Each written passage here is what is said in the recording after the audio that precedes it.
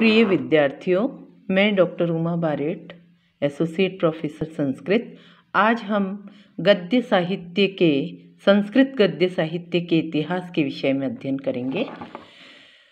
प्राचीन साहित्यम मूलतः दो रूपों में उपलब्ध होता है, गद्य एवं पद्य में।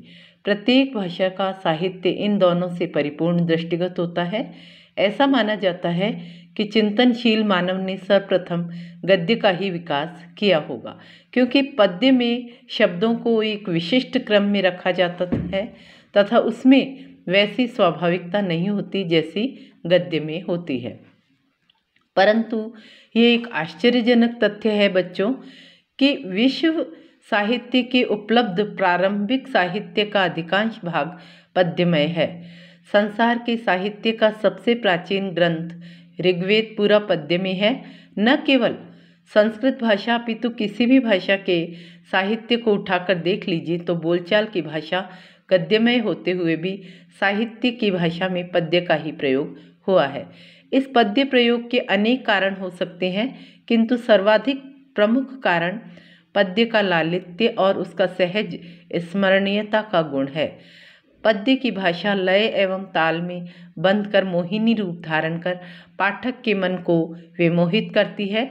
उसकी यह मनमोहकता उसके लेखन और प्रचार का कारण बन जाती है। इसके अतिरिक्त लेखन कला के अभाव में गद्य की अपेक्षा पद्य को मौखिक याद रखना सरल होने के कारण ऐसा हुआ होगा। वैसे गद्य विधा भी पद्य विधा की तुलना में अधिक अर्वाचीन रही है। संस्कृत में गद्य का प्रयोग वैदिक काल में ही होता आया है। गद्य का सर्वप्रथम दर्शन हमें वैदिक साहित्य में मिलता है।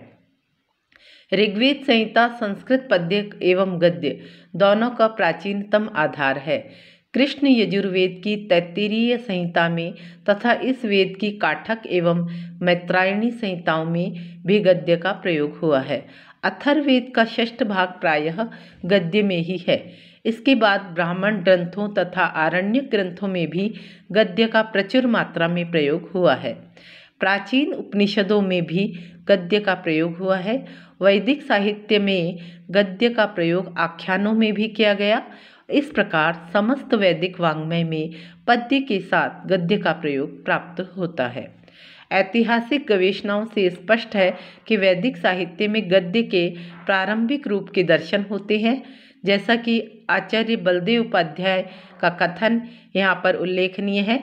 वैदिक काल से प्रारंभ कर मध्यकाल तक गद्य के विकसित होने का इतिहास बड़ा ही मनोरम है। गद्य के दो प्रकार रूप मिलते हैं, वैदिक काल का सीधा साधा बोलचाल का गद्य तथा लौकिक संस्कृत का प्रौढ़ समास बहुल गाढ़बंध वाला गद्य। दोनों प्रकार के गद्यों में अपना विशिष्ट सौंदर्य तथा आकर्षण है।